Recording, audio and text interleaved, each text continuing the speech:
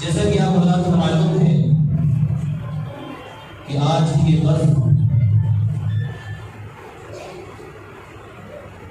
इस मकसद से सजाई गई है। इससे पहले भी आप हज़रात ने देखा कि जो भी हमारे दरमियान कुरान जैसी बाबरकत किताब को अपने सीने में उतार कर अल्लाह के नज़दीक मकबूल बंदे बनते हैं, उनके एजाज़ में और उनकी ताज़ीम में इस तरह के प्रोग्राम हम सजाते हैं। ये कुरान बाबरकत क्यों है? अल्लाह रब्बुल इज़्ज़त ने इस कलाम को और इस कुरान को हम इंसानों को अता फरमाया, लेकिन इससे पहले अल्लाह ताला ने इस कलाम को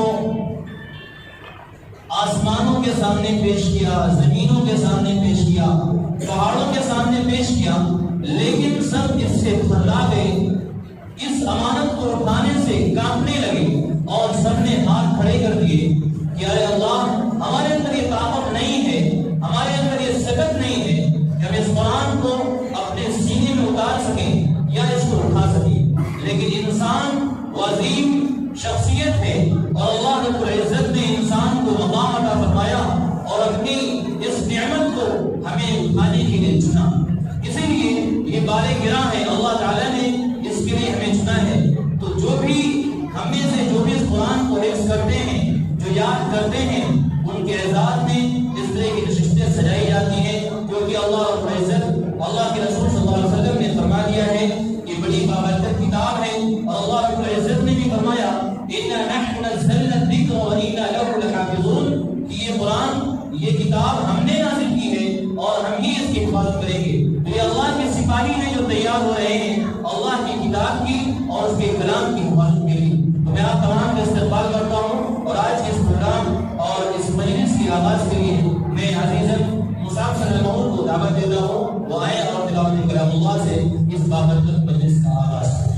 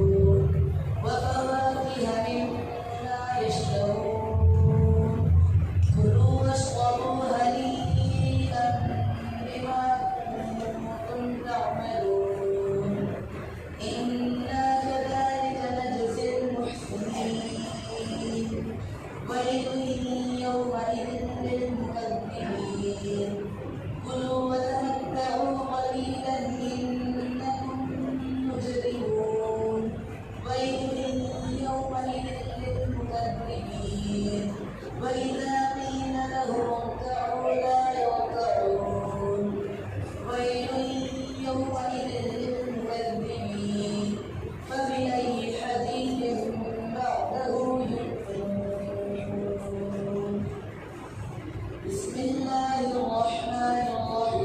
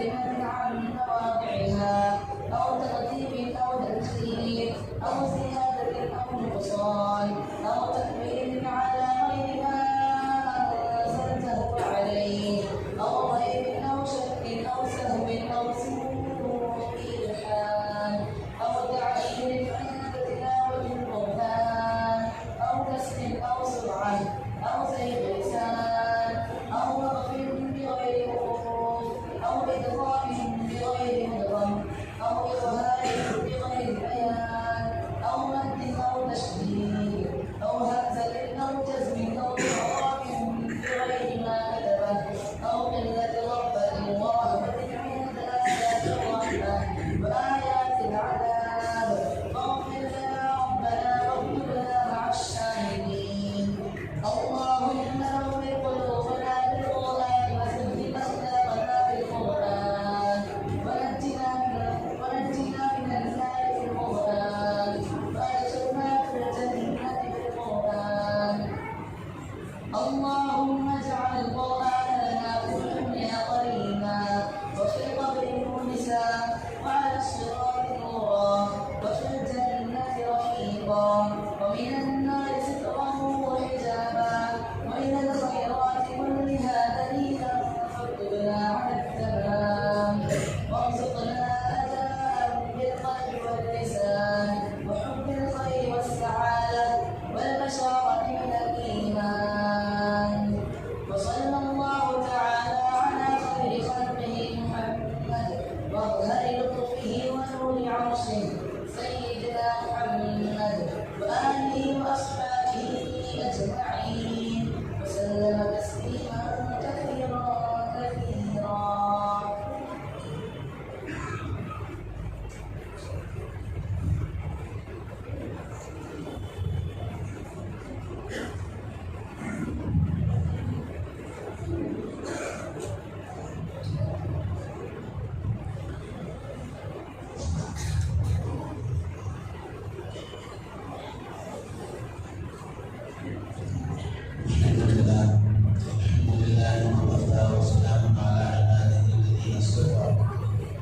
أما بعد أعوذ بالله من الشيطان الرجيم بسم الله الرحمن الرحيم إنا نحن نزلنا الذكر وإنا له لحافظون صدق الله العظيم. बड़ी ही सआदत और खुशी का मौका है कि आज फिर हमारे मदरसे के अंदर तालिब इल्म ने अपने कुरान को तकमील कर पहुँचाया और आपका कुरान बने। इस किस्म के इजलास का मुनक़्क़िद करना और तमाम तलबा के सामने किसी तालिब इल्म के कुरान का मुकम्मल पढ़ाई इसी वजह से है ताकि उस तालिब इल्म की हिम्मत अफजाई हो जिसने अपनी ज़िंदगी के 3-4 साल कुरान के हिफ्ज़ में गुज़ारे और उन तलबा के लिए भी हसरत का मौका हो कि एक दिन इंशाअल्लाह हम भी जो है ऐसा आकर बैठेंगे और हमारा भी कुरान तकमील तक पहुँचेगा, करेंगे इंशाअल्लाह। बेशक अल्लाह तबारक व तआला ने इस कलाम पाक की हिफाजत की जिम्मेदारी खुद अपने ऊपर ली है। अल्लाह तबारक व तआला ये कहते हैं कि अगर पूरी दुनिया के इंसान और जिन्नात मिलकर भी ये कोशिश करें कि कुरान की ऐसी आयत बनाकर जो लेकर आए तो वो लेकर नहीं आ सकते। ये अल्लाह का कलाम है। अभी आज हदीस मेरे नज़र से गुजरी, इसमें अल्लाह के नबी अलैहिस्सलाम ने फरमाया ला यंबग़ी लिसाहिबिल कुरान अन यजहरा मअ मन जहरा फी जौफिल कुरान। ये हमारे तमाम तलबा को इस हदीस को ज़हन में रखने की ज़रूरत है। अल्लाह के नबी अलैहिस्सलाम ने फरमाया साहिब कुरान वो शख्स जिसके अंदर कुरान है उसको ये जज़बा नहीं देता, बिल्कुल उसके शान के खिलाफ है कि वो जाहिलों के साथ जाहिलाना बर्ताव करे, क्योंकि उसके दिल के अंदर कुरान को अल्लाह तबारक व तआला आज हम लोग देखते हैं कि हमारे सीनों के अंदर अल्लाह तबारक व तआला ने अपने कलाम पाक को महफूज किया, लेकिन हमारे बर्ताव, हमारा तरीक़ाकार हाफिज़ कुरान की तरह नहीं होता, बल्कि उन लोगों की तरह ही रहता है जो कुरान इल्म से खाली हैं और जाहिलाना बर्ताव उनका है। उनका बात करने का तरीक़ा और उनके बैठने उठने का तरीक़ा बिल्कुल कुरान और सुन्नत के खिलाफ है, और हम भी बिल्कुल इसी तरीके से ज़िंदगी गुजारते रहते हैं। हमें चाहिए कि जब अल्लाह तबारक व तआला ने हमें साहिब कुरान बनाने के लिए चुन लिया और हमें कुरान को अपने सीनों में महफूज करने के लिए मदरसे के अंदर, अल्लाह के घर के अंदर हमें बुला लिया, तो हमारा तौर तरीक़ा, हमारा चलना उठना बैठना हर एक चीज़ जो है अल्लाह के नबी अलैहिस्सलातु वस्सलाम की सुन्नत के मुताबिक हो जाएगा इंशाअल्लाह। मरतबा से दरूद पढ़ें इंशाअल्लाह।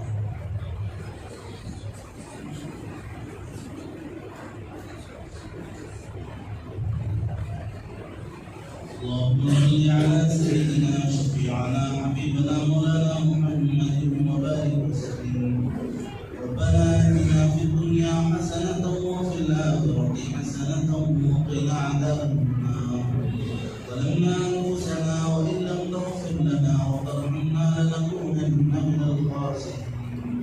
ربنا لا تجعلنا فتنة للقوم الظالمين. اللهم إني أسألك علما نافعا وعملا متقبلا ورزقا واسعا وشفاء من كل داء. اللهم ارزقنا علم التوحيد وعمل الإخلاص وحسن الخاتمة. لا إله إلا أنت سبحانك إنا كنا من الظالمين. اللهم إني أسألك الجنة ونعوذ بك من النار. या रब करीम परवरदिगार, तमाम लोगों के गुनाहों को माफ़ फरमा, खताओं से दरगुजर फरमा। या अल्लाह बेशक गुनहगार, खतादार, सियाहदार, बदकार बंदे, या रब करीम को अपने फज़ल व करम से हमारे तमाम गुनाहों को माफ़ फरमा। आइंदा ज़िंदगी तेरे कमाल पर गुजारने की तौफीक अता फरमा। या रब करीम तमाम मुसलमान और गुनाहों को माफ़ फरमा। इस मकसद से जमा हुए हैं, इस मकसद में भरपूर कामयाबी अता फरमा, उस मकसद को तो कबूल फरमा। या रब करीम जिस तालिब ने तेरे कुरान को अपने सीने में महफूज किया है, उसे कुरान के हिफ्ज़ करने को कबूल फरमा। या अल्लाह आखिरी सांस तक तेरे कलाम पाक को सीने में महफूज रखने की तौफीक अता फरमा। या रब करीम इनके माँ बाप को सदाए खैर अता फरमा कि उन्होंने इन पर मेहनत की, आज ये नतीजा निकला है। या अल्लाह तमाम तलबा को भी तो कबूल फरमा, उन्हें भी हाफिज़ कुरान बना। या रब करीम ये तलबा अपने माँ बाप को छोड़कर, अपने ऐशो आराम को छोड़कर तेरे पुराने कलाम पाक को हिफ्ज़ करने के लिए आए हैं। या अल्लाह इनके आने को कबूल फरमा, इनके आने के मकसद में कामयाबी अता फरमा। या अल्लाह तमाम असातिज़ा की मेहनत को कबूल फरमा। या रब करीम ये असातिज़ा भी अपने परिवार को छोड़कर इन तलबा को तेरे कलाम पाक की खिदमत के लिए आए हैं। या अल्लाह जो इनके पास खिदमतों को कबूल फरमा, इसका अजर अज़ीम इनको अता फरमा। या अल्लाह इस मदरसे के तमाम जिम्मेदारान को कबूल फरमा। या अल्लाह उनकी मेहनतों को कबूल फरमा, उनको अजर अज़ीम अता फरमा। या रब करीम तो इस इदारे से ऐसा मामला फरमा कि यहाँ से बड़े हुफ़ाज़ निकलें, रियल हुफ़ाज़ निकलें और निकल कर तेरे दीन का काम करें, तेरे कुरान के कलाम पाक फैलाएं, तो ऐसे फैसले फरमा। या अल्लाह तो इस इदारे को नज़र बद से हिफाज़त फरमा, दिन दुनिया जो भी तरक्यात से नवाज दे। या रब करीम बदनजरी के नजर से हिफाजत फरमा, या अल्लाह करने वालों की जलन से हिफाजत फरमा, शैतान की शैतानियत से हिफाजत फरमा। या रब करीम तमाम उम्मत मुस्लिमा बड़ी परेशान हाल हैं। आज बड़े जुल्म और बर्बरियत का मामला उनके साथ किया जा रहा है। आज तालीम ने कुरान मुकम्मल किया है, इनके सदक़े तुफ़ैल में इन तमाम मसाइल को हल फरमा। या रब करीम तमाम उम्मत मुस्लिमा में खुशहाली का मामला अता फरमा। जो लोग परेशान हाल हैं उनकी परेशानियों को दूर फरमा, जो मक़रूज़ हैं उसकी अदायगी की शक्ल सबत पैदा फरमा। रब करीम जो लोग बीमार हैं उन्हें शिफाए कामिला आजिला मुस्तमिर्रा दाइमा अता फरमा। रब करीम इस दुआ आज इस कुरान के मुकम्मल करने के सदक़े में तो पूरे उम्मत मुस्लिमा के साथ खैर व आफियत का मामला फरमा। तो उस दुआ को अपने फजल व करम से जनाब मोहम्मद रसूलुल्लाह सल्लल्लाहु अलैहि वसल्लम के सदक़े तुफ़ैल में कबूल फरमा। सल्लल्लाहु अन्ना मुहम्मदन मा हुवा अहलुहु सल्लल्लाहु अलैहि वसल्लम। सुब्हान रब्बिका रब्बिल इज़्ज़ति अम्मा यसिफून।